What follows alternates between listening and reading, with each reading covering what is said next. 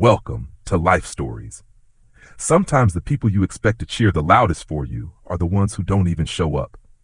Imagine giving 5 years of your life, late nights, missed birthdays, sacrifices no one saw, only to stand at the finish line and realize the seats you saved for your family are heartbreakingly empty. This isn't just a story about a missed celebration. It's about trust, betrayal, and the quiet moment when you realize the people closest to you might not understand your worth at all. But it's also about what happens next, when you decide whether to swallow the hurt or stand your ground. And in this story, the choice changes everything in ways no one saw coming. So settle in, because what begins with silence on a stage ends with a confrontation that will leave you questioning what loyalty really means. Jessica Parker had imagined the moment for years. The weight of the gown on her shoulders, the bright stage lights warming her face, her name echoing through the auditorium as she crossed into a future she had fought tooth and nail to claim. 5 relentless years of late nights, takeout dinners, and quietly crying over textbooks when the house was asleep had finally brought her here. She thought she'd feel proud, victorious. But when she glanced at the 5 empty seats in the audience, reserved for her family, the triumph turned to ash in her mouth. Her parents, she'd learned, were at her brother Ryan's backyard cookout. Her sister Amanda had canceled at the last minute. And her husband, Mark, her partner for 12 years, had taken their children, Caleb and Lily, to the same party. It was supposed to be more than a ceremony. It was supposed to be proof for her kids that their mother's sacrifice meant something, that hard work was worth the cost. Instead, she stood alone in a sea of celebrating graduates, clutching her diploma like it might keep her from breaking. The truth was, the cracks had been forming for years. Ryan had always been the golden child, the charismatic one, the one their parents boasted about to friends. Jessica had grown used to being overlooked, but this was different. This was deliberate. She had given up vacations, missed birthdays, and forfeited countless moments with her kids to earn her degree while working full-time. Mark had once promised they'd be there, no matter what. Now, even that promise had evaporated. When her phone buzzed after the ceremony, she expected a hollow apology. Instead, she saw 45 missed calls from Mark. A sharp pang of dread cut through her bitterness. She called back, her heart pounding. "It's Caleb," Mark said in a rush. "He fell off Ryan's new water slide. The doctor thinks his arm is broken. We're at St. Mary's Medical Center." 15 minutes later, Jessica burst through the ER doors, still in her navy blue dress and gown. She found Caleb lying on a hospital bed, his arm in a temporary splint, his tear-streaked face brightening at the sight of her. Around him stood Mark, Lily, her parents, and Ryan, all murmuring over x-rays and sipping hospital coffee as though this were just another family get-together. Not one of them looked like they just missed the most important day of her life. She moved to her son's side, brushing his hair from his forehead. Relief at seeing him safe was tangled with a deep, simmering rage. Her mother spoke first, cheerfully oblivious. He barely cried at all, so brave. Jessica turned to face the group, her voice quiet but shaking. "Thank God I got here, because before this I was standing on a stage, alone. My husband, my children, my parents, gone, at a barbecue." Mark shot her a warning glance, but years of swallowed frustration spilled over.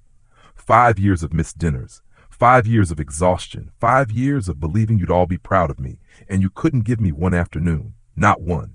Her father began. "Jess, this isn't the time," but she cut him off. "When will be the time? When I'm back to being invisible? When I'm back to putting all of you first while you can't spare an ounce of pride from me?" Ryan shifted uncomfortably. "What matters is Caleb's okay. This was an emergency." Jessica's eyes locked on his. "And if there hadn't been an emergency, would any of you have thought about me at all today?" The silence that followed was her answer. She stayed with Caleb through the casting process, her rage cooling into something colder, clarity. It wasn't just about today. It was about a lifetime of being secondary.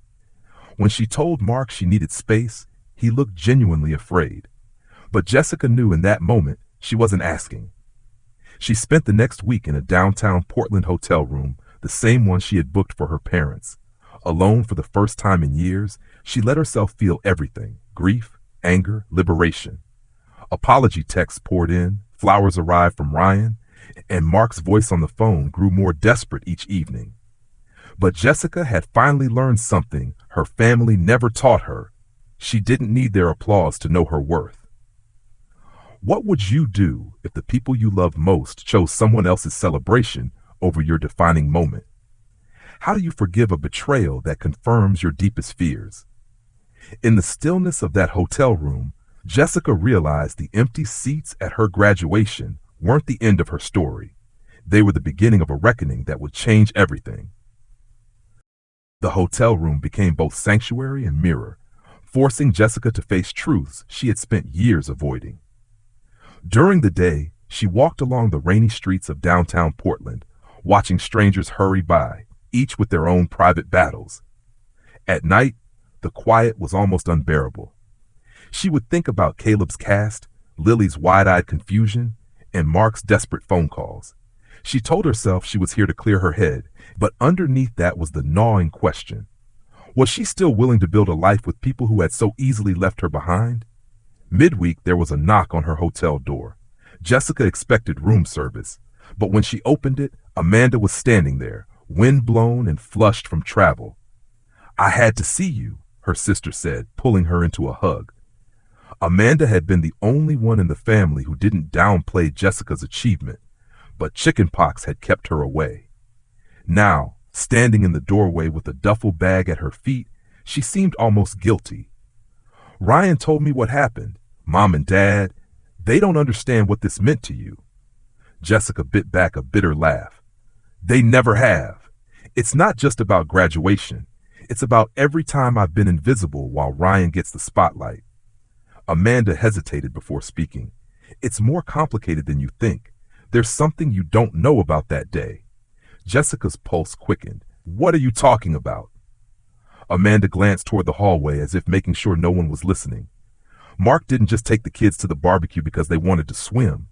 Ryan called him the night before. He told Mark you'd been talking about feeling undervalued at work and at home. He hinted you might be planning to leave." The words hit like a slap. "Why would he say that?" Jessica demanded. Amanda's gaze softened. "Because he likes stirring the pot, and because he's always been afraid of losing his place as the center of the family. He told Mark you were going to make some big announcement at graduation and that it might be personal." Mark got nervous. He thought if he brought the kids to Ryan's, it would avoid a public scene. Jessica stepped back, her mind spinning. The betrayal was suddenly layered. This wasn't just about neglect, it was about manipulation. "So Ryan planted the idea that I'd embarrass Mark?" Amanda nodded. "He's been doing things like that for years, Jess. You just didn't see it." Jessica felt the anger rise, but beneath it was something sharper, hurt that Mark had believed Ryan over her. She thought of their conversation in the kitchen before the ceremony, how quickly he dismissed her feelings, how ready he'd been to make plans without her input. If Ryan had sown the seed, Mark had chosen to water it. That night, Jessica didn't sleep. She stared at the ceiling, replaying years of small compromises, dismissive comments, and moments when she'd convinced herself she was overreacting. The truth was harder to swallow. She had allowed them to take her for granted, and Ryan had exploited that weakness.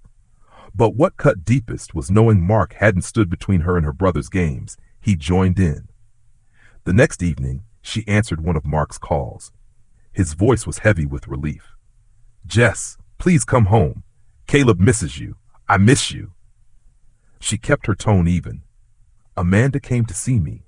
Silence crackled on the line. "She told me what Ryan said to you before graduation." Mark's exhale was slow, almost defeated. "I didn't want to bring it up. I thought if you were planning something, we could deal with it quietly later. I didn't realize how much it would hurt you to have us miss the ceremony." Jessica closed her eyes, her chest tightening. "That's the problem, Mark. You didn't realize, and you didn't ask me. You just believed the version of me Ryan painted." His voice broke. "I was wrong. I let him influence me, and I shouldn't have. I should have trusted you." For the first time in days, Jessica felt tears burn her eyes, not just from anger, but from the realization that their marriage had fractures deeper than she'd understood. It wasn't only about showing up, it was about trust, loyalty, and whose voice carried weight in her life. She ended the call with no promises, only a quiet, "I need more time." The rain was relentless the next morning, streaking the hotel windows as Jessica sipped her coffee. Outside, Portland bustled on, indifferent to the quiet earthquake happening in her life. She knew the next conversation with Mark and with Ryan would not just be about graduation. It would be about dismantling years of unspoken hierarchies and deciding who she could truly keep close. If someone you loved believed a damaging lie about you without asking for your side, could you ever trust them the same way again? Jessica wasn't sure yet, but she knew one thing. The next time she faced her family, the balance of power was going to change. Jessica didn't return home right away. She let the week stretch into 10 days, each one peeling away another layer of the anger, revealing the hurt underneath. She knew she couldn't just walk back into that house without changing the rules of how she was treated. The night before she finally decided to go home, she stood at her hotel window, watching the lights of Portland shimmer in the rain. It felt symbolic, how something could be beautiful and blurred at the same time, like her life had been for so long. When she pulled into the driveway the next afternoon, Mark was already waiting at the door. He looked thinner, as if the last 10 days had weighed on him as much as they had on her. Inside, the house was clean, the scent of lemon polish faint in the air. Caleb sat at the kitchen table, his cast now decorated with bold signatures and doodles from classmates, and Lily was perched beside him, coloring. They both looked up, eyes wide, as she stepped in. Mark started to speak, but Jessica raised her hand. "Let's sit," she said, her voice steady but soft. The four of them gathered at the table, and Jessica took a breath that felt heavier than any she'd taken in years. "I love you all," she began. "But love doesn't mean ignoring when someone has hurt you. What happened at my graduation wasn't just about missing a ceremony. It was about choosing not to stand with me when it mattered most. And that can't happen again." Caleb looked down at his hands. "I'm sorry, Mom. I didn't know it would hurt you so much." Jessica reached over, touching his uninjured hand. "You're a kid, sweetheart. It wasn't your job to know. It was Dad's. It was the family's." Her gaze shifted to Mark, who met her eyes without flinching. "I believed Ryan," he admitted. "I let him manipulate me, and I put his word over yours. That's not just wrong. It's the opposite of what a husband should do. I want to fix this, Jess. Whatever it takes." Her chest tightened. Part of her wanted to believe him, to wrap this up neatly and start fresh. But she also knew trust couldn't be rebuilt with a single conversation. "Fixing it means changing the way we operate as a family," she said. "It means respecting each other's work, our time, our milestones. It means setting boundaries with people who don't have our best interests at heart, even if they're family." Over the next week, they began to implement those changes in small but noticeable ways. Mark took over more of the housework and scheduled time off for Jessica's upcoming promotion celebration. Caleb and Lily started asking about her work and school life, curious in a way they hadn't been before. It was awkward at first, but slowly they began to feel like a unit again. Then came the call from Ryan. He wanted to meet in person. Jessica hesitated, but agreed, choosing a neutral cafe downtown. When she arrived, Ryan was already there, leaning back in his chair like nothing in the world could touch him. But when he spoke, his voice lacked its usual smugness. "Amanda told me what she said to you," he began. "And she was right. I stirred things up. I was jealous, Jess. I'm used to being the one people talk about, and you." He paused, looking down at his coffee. "You've done something I never had the patience for. You earned something real. I didn't know how to handle that." Jessica studied him, unsure if the admission was genuine or another performance. "You could have just said congratulations," she replied. Ryan's mouth twitched in something that might have been shame. "I'm sorry. I can't take back what I did, but I can make it right. Let me host something for you. Not out of guilt, out of respect." She agreed, but only on her terms. 2 weeks later, Ryan opened his home for a small gathering. Friends, colleagues, neighbors. There was no barbecue smoke, no blaring music, just warm lighting and the quiet hum of conversation. At one point, Ryan stood up to speak. My sister worked for years to earn her master's degree while raising two great kids and holding down a demanding job. She deserves more than a late congratulations. She deserves our respect.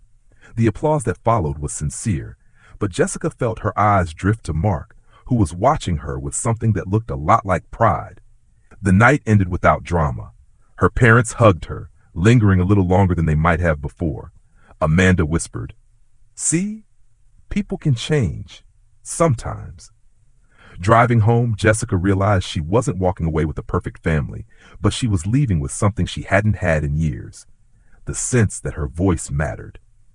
Months later, her diploma hung in her new office, sunlight catching the gold lettering in the frame. She had the job she'd fought for, a home that felt a little more balanced, and relationships that, though still fragile, were no longer built on blind assumption. She knew she couldn't rewrite the day of her graduation, couldn't fill those empty seats in the auditorium. But maybe that was the point. Sometimes the empty seats remind you to never leave your own place at the table unclaimed. What did this story make you feel from beginning to end? Comment 100 if you enjoyed it, and tell me what country you're watching from. Share this video with your friends, and thank you for watching Life Stories.